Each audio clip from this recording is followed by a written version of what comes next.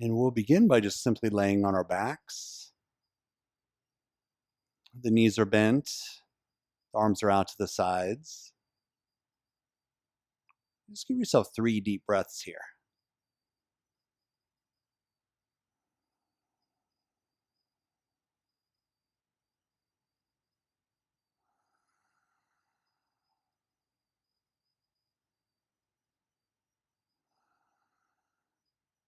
And then we'll get started.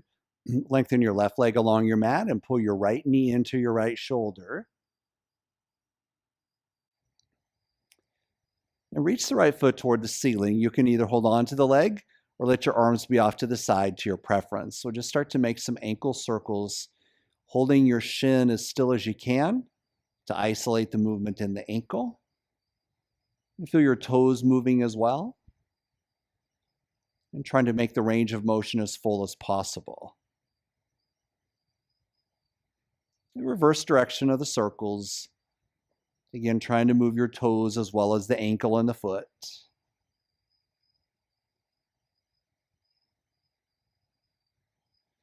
Hold the foot in place.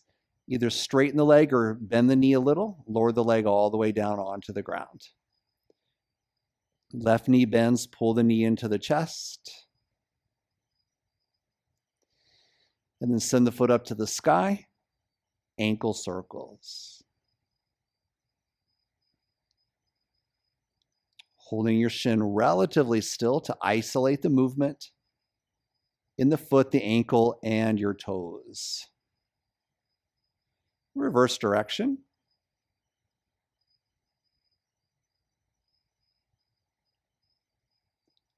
And hold your foot in place and slowly sweep the leg all the way down onto the ground. Reach your arms behind you, give yourself a full stretch out, and then bend up your knees, wrap your arms around your legs and squeeze in. And then reach the arms out to the sides. The left leg extends. Make hip circles with the right leg. You're trying to make these circles as full as you can. And as you do this circular motion, press the left leg actively into the ground to hold yourself relatively still to isolate the movement in the right hip. Reverse the direction.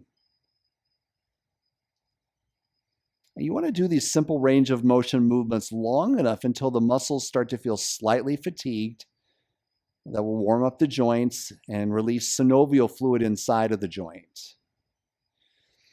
And send that foot straight up to the sky and then lower the leg all the way to the ground. And we go right to the other side. Left knee bends, hip circles, and pressing the right leg actively into the ground.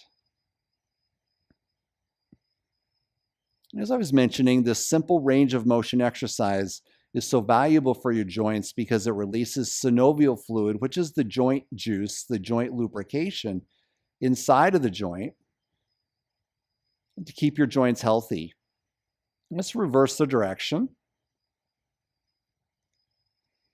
And the other thing I love about these exercises is that it's non-weight bearing to the joint you're moving.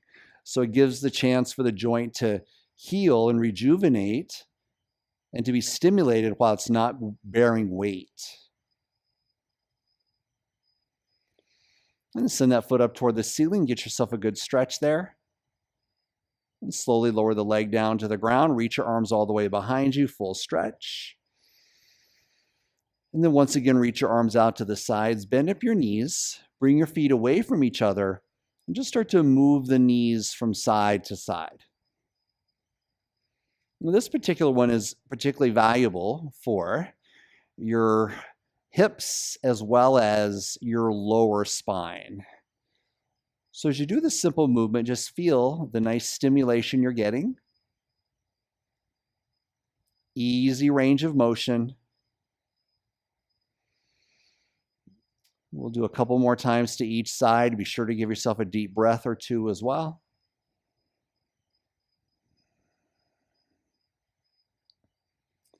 And then drop your knees over to your left and turn your head and look toward the right for one deep breath.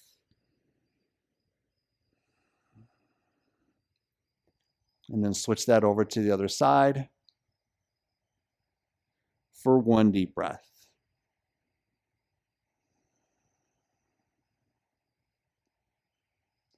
And then release. And we're going to roll up and come into tabletop position onto hands and knees. I'm going to spread the fingers a bit, grip the mat with the hands, push the feet into the floor. My knees are very wide, and then I make hip circles from here. So I'm going to try to be as fluid as I can. Big, giant circular motions with the hips. I'm also rounding and arcing the back as much as possible. I'm even bending and straightening the arms to add to this fluidity of movement.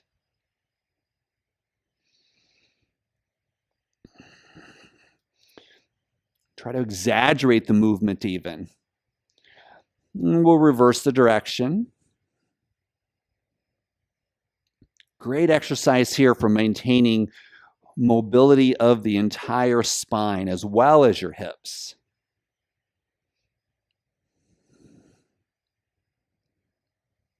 And a couple more times around.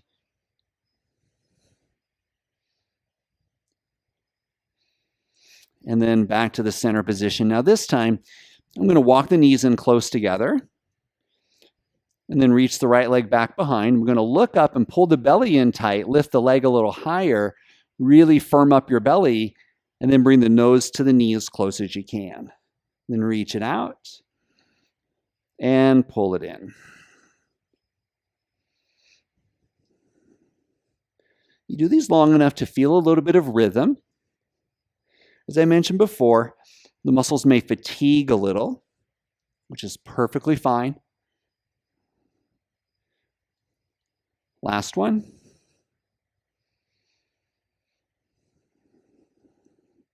Lower that knee to the ground, we go right to the other side.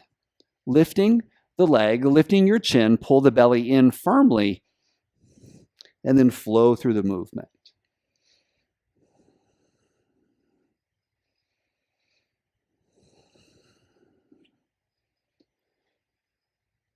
I'm trying to maintain full deep breathing. And move the spine as much as you can.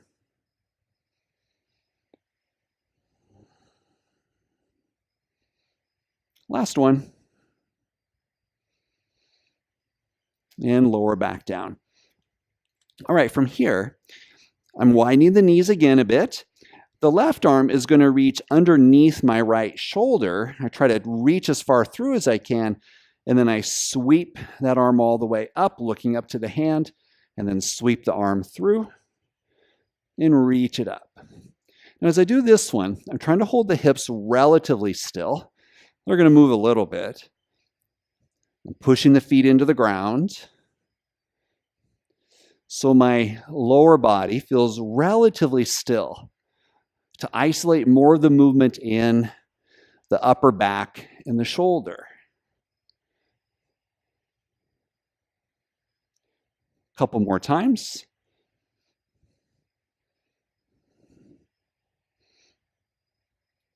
And release that hand onto the ground. Push the hand in, the left hand into the floor, push the feet into the floor. Right arm reaches underneath the left shoulder, and then reach it all the way up and all the way through.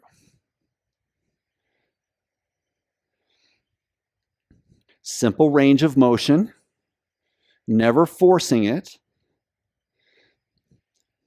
As you go through the exercise and repeating the same movement a few times, you may find that you can go a little deeper, increasing the range of motion without any pain or discomfort.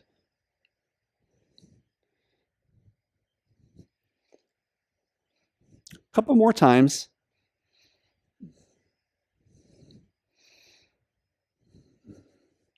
And then bring that hand onto the ground.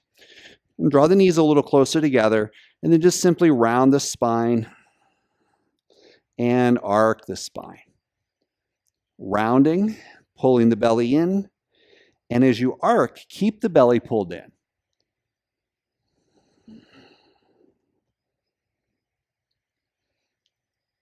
Couple more times.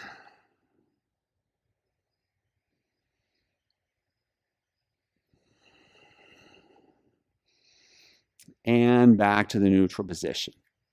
All right, fantastic. We're going to come up to this kneeling position. So if you need extra padding for your knees, please feel free to get that out. And I'm going to lengthen the spine as much as I can. Pull the belly in firm. The arms reach up. And I try to keep the pelvis from jutting forward as I look up. So the belly is pulled in. I reach up and lengthen. And then the hands swing toward the wall behind me.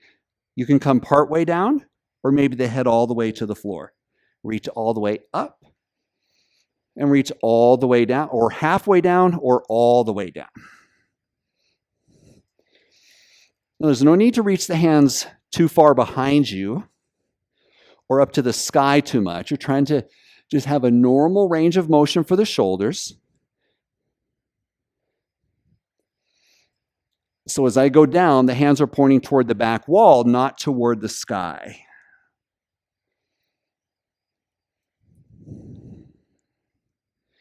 A couple more here. Push the feet into the ground, really lengthen, and then fold. Lengthen, and then fold. And last one.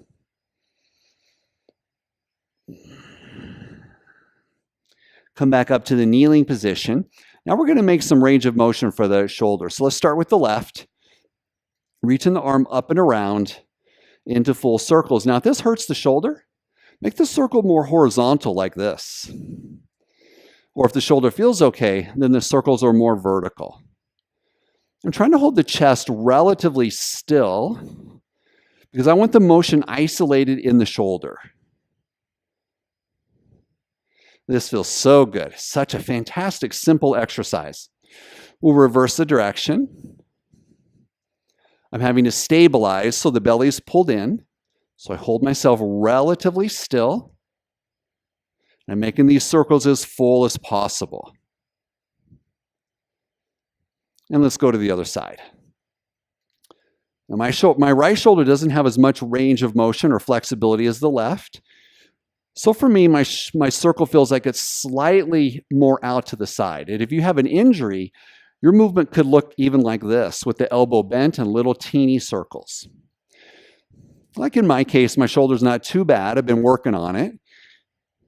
But it doesn't feel like it's got quite the range of motion as the left. It's interesting how you kind of discover these things just by doing these simple range of motion exercises. We'll reverse the direction.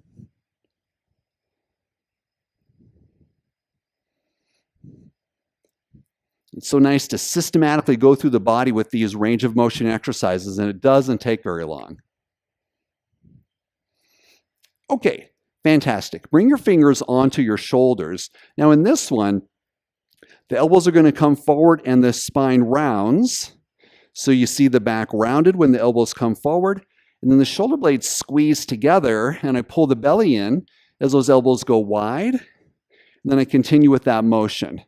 So here you're feeling the shoulder blades spreading and coming together.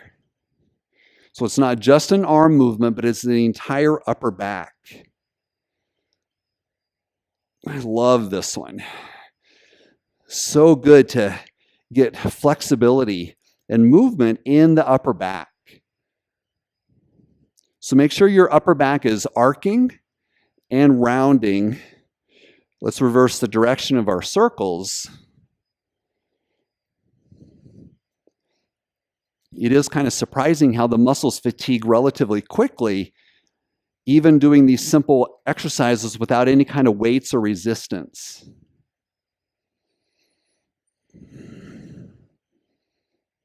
All right, fantastic. Let's go ahead and just shake out the shoulders a bit. And then here we're going to move the head and neck from side to side. This one is such a good idea. Just to keep that range of motion in the neck.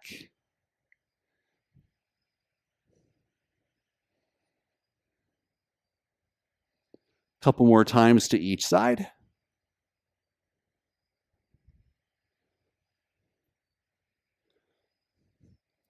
Great, and we're going to finish with some fingers and toe work, and then we're all done. You can come to seated if you like. Whatever comfortable position will work for you. We're just going to hold on. We're going to bring one palm to the fingers, pull the fingers back. You're going to feel a wrist stretch here. So I straighten the arm, pull the fingers back. And then I'm going to grab one thumb, squeeze it and pull it back. And I'm going to quickly go through each finger. Squeeze and pull back. Squeeze and pull back. Each finger gets its turn. I go to the other side. The wrist stretch first.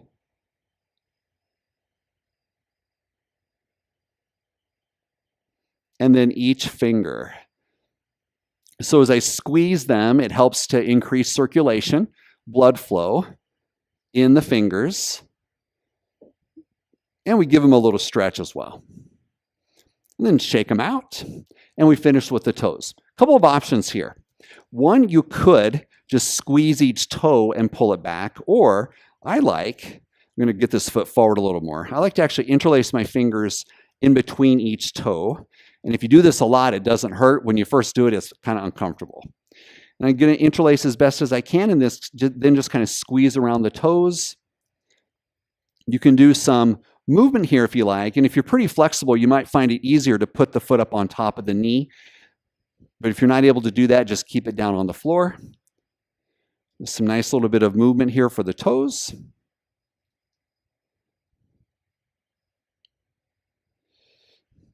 And we'll get the other side and we'll be all done. So either foot on the floor in front of you, or if you're able to lift the foot up, interlace the fingers in between the toes. And again, your first time or two doing this, it can be pretty difficult. But once you do it a little bit, those toes start to spread out and becomes much easier. So a little bit of movement if you like.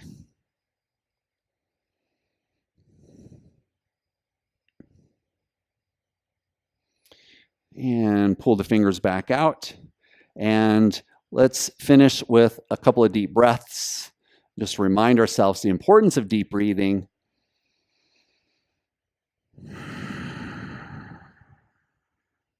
Feels so good to fill up the lungs.